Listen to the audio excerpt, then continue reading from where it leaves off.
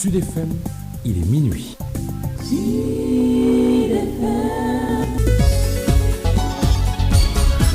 Ndeye Khady Diop. Bonjour à tous. Un décès parmi les agents et collaborateurs de l'Institut Pasteur de Dakar testé positif. L'administrateur général sort un communiqué pour appeler encore à la vigilance et au respect des mesures préventives, des mesures qui créent souvent la confusion selon les associations du sous-secteur de l'enseignement coranique qui appellent à l'arrêt immédiat du placement des élèves des écoles coraniques dans des centres d'accueil.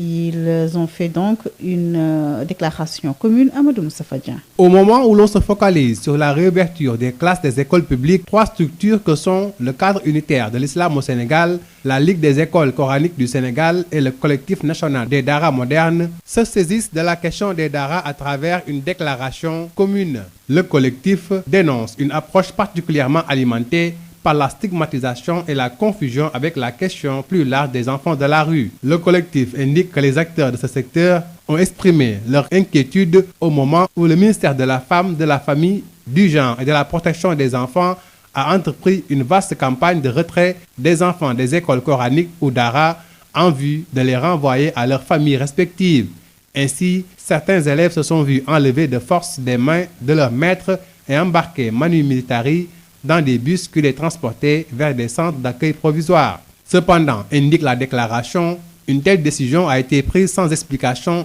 rationnelle et sans une large concertation avec les acteurs concernés, à savoir les maîtres coraniques et les parents d'élèves. Raison pour laquelle, à l'issue d'une rencontre tenue ce 26 mai, ces acteurs recommandent l'arrêt immédiat de tout retrait d'élèves des écoles coraniques partout au Sénégal, le retour des enfants mis en surveillance dans les centres d'accueil vers leurs daara respectifs, l'extension de l'aide alimentaire de l'État aux écoles coraniques pour leur permettre de poursuivre les enseignements en respectant les mesures barrières, l'arrêt immédiat de toutes les mesures concernant la fermeture des écoles coraniques sous aucun prétexte et la reprise du dialogue avec les acteurs en vue d'une meilleure prise en charge du sous-secteur de l'enseignement coranique dans le système d'éducation formelle du Sénégal.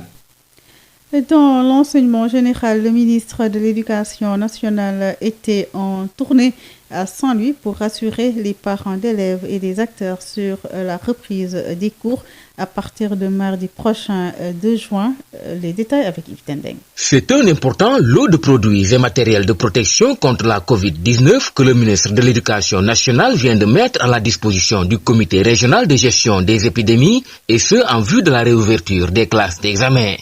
Mamoudou Tala. Nous avons amené du matériel. Cette caravane que nous avons commencé à Thiès, à Rufisque, à Dakar, à Louga, aujourd'hui ici, et demain Kaolack, Kaffrine, nous allons le faire au niveau national. C'est d'abord pour constater ce qui est fait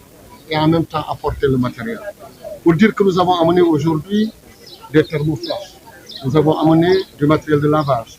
mais nous avons amené du savon. Des dispositions auxquelles viendront se renforcer celles déjà prises par le maire de la commune de Saint-Louis pour accompagner cette réouverture des classes d'examen. Mansour Faye. Il s'agit notamment du nettoiement de l'ensemble des écoles élémentaires de la ville, de la dotation de services d'hygiène en produits désinfectants pour les écoles, de la mise en place d'un dispositif de lavage des mains à l'entrée des écoles élémentaires, de la distribution de 15 000 masques aux élèves et personnels enseignants, de la mise en place de 46 appareils thermoflash à l'entrée des écoles primaires. Toutes ces dispositions seront prises en concert avec le comité régional de gestion de l'épidémie. Et le ministre de l'Éducation nationale, Mamoudou Tala, de lancer cet appel solennel à l'endroit des parents d'élèves. Saint-Louis est une ville historique. Saint-Louis est une ville d'école, est une ville d'étudiants. Alors notre souhait est que le jour de la reprise, que ces parents participent à cette reprise, que les enfants de chez eux qu'ils soient totalement bien préparés, qu'ils soient accompagnés et suivis. Il se dit toutefois rassuré quant à une réussite de cette reprise des classes d'examen au vu de la forte mobilisation des enseignants du pays. Saint-Louis, Yves Tendeng, Sud FM. Yves Tendeng, privé de parole, les enseignants membres du G7 ont boudé la cérémonie. Le secrétaire général du CUSEMS à Saint-Louis signale que près de 100 enseignants n'ont pas pu voyager ce jeudi en Soumana Diatta avec Yves Tendeng. Le G7 avait été invité par l'inspection d'académie et tous les syndicats membres avaient marqué leur présence aujourd'hui Mais à notre grande surprise, sur ni officielle, on a donné la parole tour à tour à beaucoup de responsables, notamment à la mairie, au conseil départemental et même l'association des parents d'élèves. Et seul le G7 avait été privé de parole. Donc nous avons pensé que nous sommes des acteurs clés du dispositif pour la réouverture des classes et que nous avions notre mot à dire. Mais puisque le protocole n'avait pas voulu nous donner la parole pour nous exprimer, eh bien le G7 avait décidé tout bonnement de quitter la cérémonie. Donc c'est ce qui s'est passé à la gouvernance de Saint-Louis aujourd'hui. Nous, on n'était pas venus en spectateurs. Maintenant, en ce qui concerne le convoyage des enseignants, donc il y a eu un cafouillage, un tâtonnement, un fiasco quant à l'organisation. Quand nous sommes arrivés ce matin, donc, nous avons vu des collègues qui étaient même venus de Saint-Louis département, qui devaient partir sur Dakar, sur Kess, sur Louga et même sur d'autres localités. Mais malheureusement, ils ont été abandonnés parce que simplement, il n'y avait pas suffisamment de bus pour pouvoir les convoyer. Donc au total, ils sont 135 qui ont été abandonnés à Saint-Louis. Mais c'est indigne d'un État responsable qui veut aujourd'hui réouvrir les classes à partir du 2. Donc vous ne pouvez pas convoyer le matériel et laisser sur le carreau les enseignants qui sont un dispositif clé pour la réouverture des classes.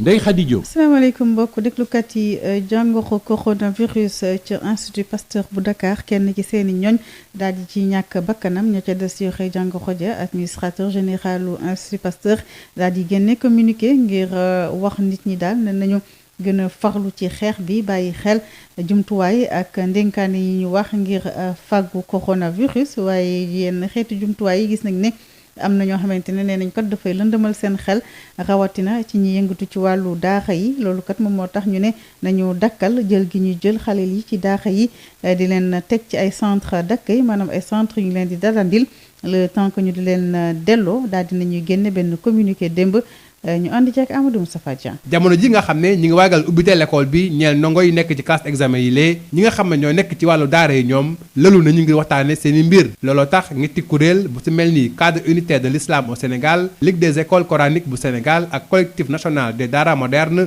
daal di siifendoo benn bataaxal di ki yëgle ne ñoom de ñi ngi ñaawlu bu baax boo di konte ak it jaawale bi am ci mbirum daara yi ndax kat dañ leen di singali niki noonu di jaawale taalibe yi ak ñi nga xam ne ay xale lañu te di taxawaalu ci mbedd bi looloo tax ci biir bataaxal bi ñu xam ne ministère bi yooyu lépp jëm ci wàllu njaboot gi bu mu taxawalee ay programme ngir jëlee xale yi ci mbedd bi dañoo dem ci daara yi daal dafay jël xale yi yóbbu leen ci seeni kër te lu ni mel dañ ko def ci jaay doole ndax kat dañoo taxawal takk der yi daal di jël xale yi buub leen dugal leen ci ay woto yóbbu leen ci ay centre d'accueil provisoire te lu ni mel amuñ ci benn waxtaan te njëlbeen ak ñi nga xam ne ñoo yore yooyu la daara looloo tax fu mu nekk nii ginnaaw bu ñu ñaawloo boobu la doxalin ñi ngi joxoñ ay digle bi ki jiitu moo di ñu dakkal ni mu gën a gaawee jël bi ñu jël ndongo daara yi ki seeni bërëbu jàngukaay fépp ki Sénégal di leen yóbbu ci ay centre d'accueil niki noonu képp koo xam ne ndongo daara nga te nga nekkoon centre d'accueil nga daal di delloo ko daara ba nga nekkoon waaye it daal di yaatal lépp lu jëm ci wàllu ndimbal li ba nga xam ne daara yi dañ ci mën a jot bu ko defee lépp lu jëm ci wàllu mesures barrières yi ak jàng ak jàngale biir daara yi mën a mucc ayib rasidol yi nga tegandi ki suuf lépp lu jëm ci ay dogal ñeel tëj lenn ki daara yi ci réewu Sénégal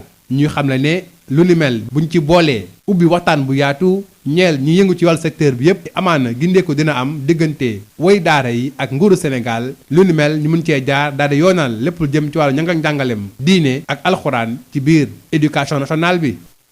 ci wàllu éducation nationale boobu la ñuy des ndax ministre bi ko yoxe ma nga woon ca Ndar doon amal benn tournée ci waajtaay ubbite l'école bi ñaari fan ci weeru juin maanaam talaata bii ñu jëm am na nag ay jumtuwaay yu mu may daara ya waaye itam dalal xelu waajur yi ak ñi yëngatu ci l'école bi nekkat war nañoo mën a jàngiwaat dañ ciy déglu Yves Tendeng. lim bu takku ci ay matériel la ki nga xam ne ni mooy jëwriñ gi ñu dënk wàllum njàng mi ak jàngale bi ci mim réew jóge rek teg ci loxo waa comité régional de gestion des épidémies fii ci Ndar ci lu jëm ci mbirum lubbite classe examen yi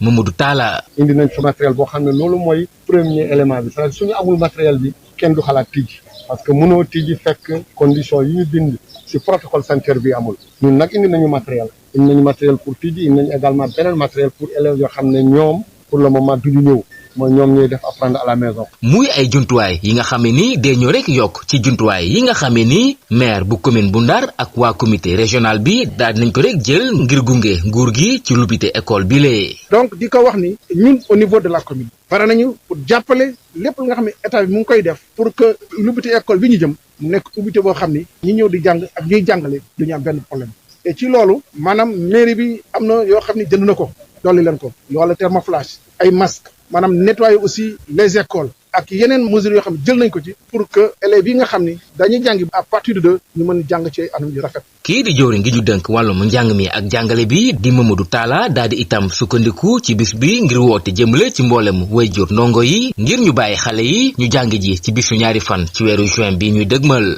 di wax rek parents yi yoo xam ne ñu ngi hésité loolu nag si addina bi yëpp la en ce moment ku ñu wax ne rek demal yóbbul sa doom école nga commencé tiit donc maa ngi ñaan parents yi comme matériel bi ñëw na ñu ngi fii am fii système bi benn comité régional am les médecins avec ñun ñu indi matériel bi condition bi suñ ko respecté ñoom aussi nañu am confiance bàyyi seen xale yi ñëw. ci noonee mu daal di rafetlu taxawaay bi nga xamee ni mboole mu jàngalekat yu mim réew wane nañ ko ci ni ñu nanguwee delluwaat ci seeni bërëbu jàngalekaay